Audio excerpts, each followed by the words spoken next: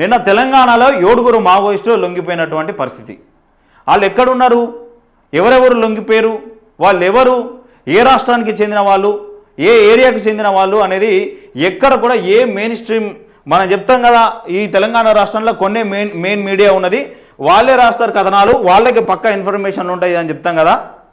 వెలుగుల ఎక్కడ కూడా మావోయిస్టులు లొంగిపోయినటువంటి వార్త రాలే, నమస్తే తెలంగాణలో రాలే.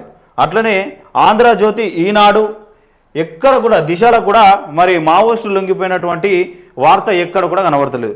మరి మనకు ఉన్నటువంటి పక్కా ఇన్ఫర్మేషన్ ఏంటంటే, నిన్న ఛత్తీస్గఢ్ రాష్ట్రం బీజాపూర్ జిల్లా అంగులూరు అనే ప్రాంతానికి చెందిన 7 మావోయిస్టులు రామగుండం కమిషనర్ దగ్గర లొంగిపోయినటువంటి పరిస్థితి. ఆ ఫోటోలు, వీడియోలు కూడా, వాళ్ళ పేర్లు కూడా మన దగ్గర ఉన్నది. సో ఇవాళ మధ్యాహ్నం 3 గంటలకు ప్రెస్ మీట్ ఉండబోతూ ఉన్నది.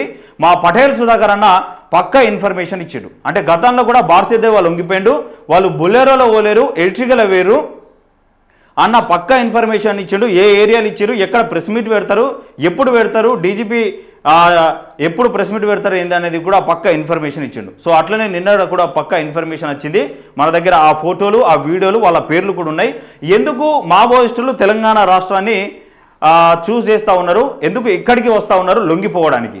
సో ప్రస్తుతం ఉన్న పరిస్థితుల్లో కేంద్రం తీసుకున్నటువంటి నిర్ణయం ఏంది, మార్చి 31, 2026 వరకు మావోయిజం అనేది ఈ దేశంలో లేకుండా చేస్తాం, మావోయిస్టులు అనేది లేకుండా చేస్తామనేది కేంద్రం పెట్టుకున్న డెడ్లైన్, అది టార్గెట్. అది వేలాది మంది బలగాలను ఎంతో టెక్నాలజీని వాడి ఈ మావోయిస్టులు ఎక్కడెక్కడ ఉన్నారు, ఏ ప్రాంతంలో ఉన్నారు అని మొత్తం జల్లడబట్టి వాళ్ళను కథం చేస్తున్నటువంటి పరిస్థితి. ఇక ఇక్కడ ఉన్నటువంటి పౌర సంఘాలు, కొన్ని సంఘాలు నాయకులు మాట్లాడుతూ ఉన్నారు, వాళ్ళతో చర్చలు జరపండి, అసలు వాళ్ళకి ఏం కావాలో, ఎందుకు గన్ను పట్టుకున్నారు, ఎందుకు వాళ్ళు మావోయిస్టులుగా మారారు, వాళ్ళ పరిస్థితులు ఏంది, వాళ్ళతో మాట్లాడండి అని చెప్పినా అని కూడా కేంద్రం వినని పరిస్థితి.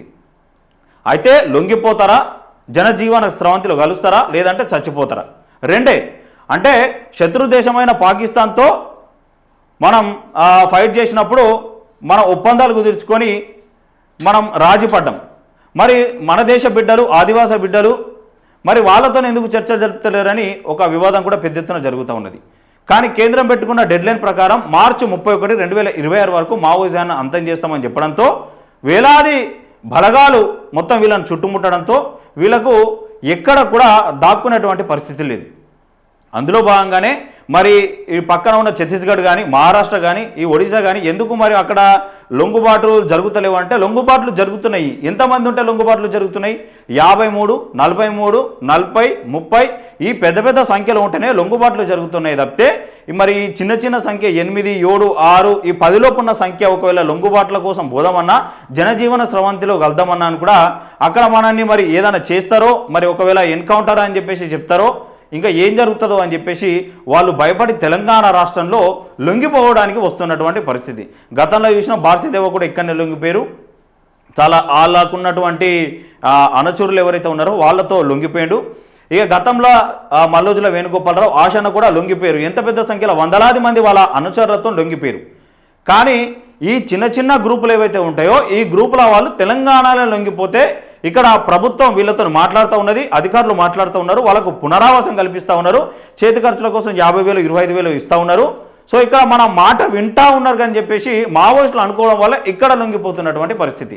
ఇక వాళ్ళ ఈ ఛత్తీస్గఢ్ కానీ, మహారాష్ట్ర కానీ, ఒడిశా కానీ ఇవన్నీ బీజేపీ పాలిత ప్రాంతాలు కాబట్టి సో మరి అక్కడ ఏదైనా జరుగుతుందేమో, లొంగిపోవడానికి వెళ్ళినా మరి ఒకవేళ ఏదన్నా చేస్తారేమో అన్న భయంతో ఇటు తెలంగాణ వైపు చూస్తున్నటువంటి పరిస్థితి.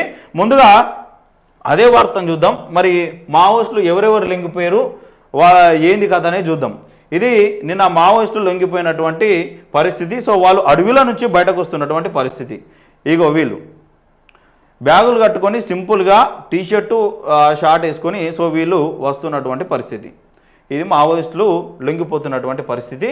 సో వాళ్ళని చూస్తే పెద్దగా అంటే ఏం సామాన్లు కానీ, ఏం బంగారం కానీ, పెద్ద హడావిడి కానీ ఏం లేదు. సింపుల్గా ఒక బ్యాగు, వాళ్ళు వేసుకునేటువంటి డ్రెస్సులు, సో ఇవే కనబడుతూ ఉన్నాయి. మొత్తం ఆదివాసి బిడ్డలు. వీళ్ళ ఫేసులు చూసినా, వీళ్ళ శరీరాలు చూసినా మొత్తం బక్కగా, చాలా అంటే చాలా పేదరికంగా, వీళ్ళు మళ్ళా తక్కువ ఏజ్గా ఉన్నట్టే కనబడుతూ ఉన్నారు తప్పితే ఎక్కడ కూడా వీళ్ళు పెద్ద ఏజ్గా కనబడతలేరు. సో ఇది నిన్న వాళ్ళ అడవిలో నుంచి బయటకు వస్తున్నటువంటి విజువల్స్ చూడు.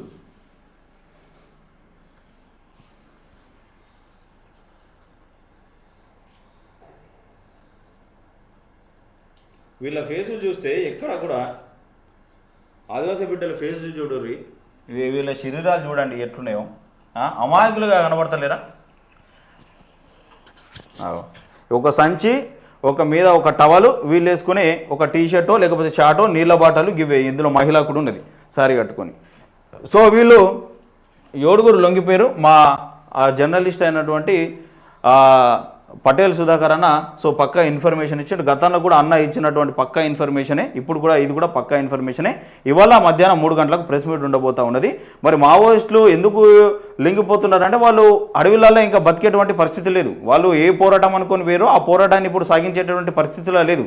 కేంద్రం క్లియర్ కట్గా ఏం చెప్తా ఉన్నది, అయితే లొంగిపోతారా అయితే చచ్చిపోతారా, రెండే విషయాలు. మీతో మాత్రం చర్చలు పెట్టమని కేంద్రం తీసుకున్నటువంటి నిర్ణయంలో ఇగో వీళ్ళందరూ ఎక్కడెక్కడ వీళ్ళ పేర్లు ఏందనేది పూర్తి డీటెయిల్స్ కేవలం ప్రజావాయిస్ ఛానల్ దగ్గరనే ఉన్నది, ఇంకా ఎవరి దగ్గర కూడా లేదు. ఛత్తీస్గఢ్ రాష్ట్రం బీజాపూర్ జిల్లా గంగులూరు ఏరియాకు చెందిన 7 మావోయిస్టులు, అలాగే తెలంగాణకు చెందిన ఒక కీలక Maoist Ramagundam police commissioner Amber Kishore Jha ఎదుట లొంగిపోయారు. వీరిలో తెలంగాణకు చెందిన ఉమ్మడి కరీంనగర్ జిల్లా, ప్రస్తుతం జగిత్యాల జిల్లా వెలుగటూరు మండలం చెంగ్యం అనే గ్రామానికి చెందిన కామ్రేడ్ ధర్మోజీ భీమన్న కొడుకు ధర్మోజీ శ్రీకాంత్, ఆయన అనుచరులు 7 సహా పోలీసు ఎదుట లొంగిపోయినారు.